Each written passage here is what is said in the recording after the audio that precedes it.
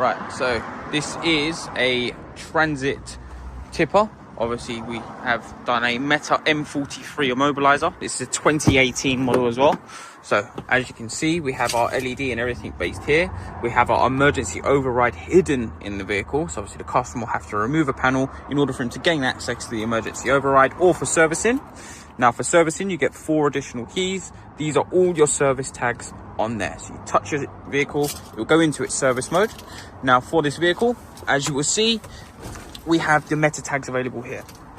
If we try to start the vehicle, obviously using the physical car key,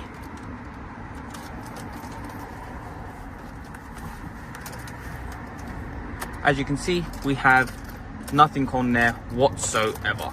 If I switch the system off, if I put the tags on, so I can press the button on the tag,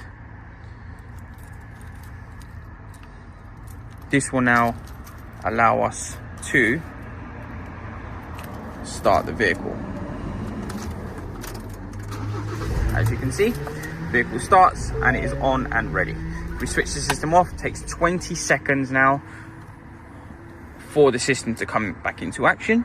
So after 20 seconds, you will need to obviously use the tags in order to start the vehicle.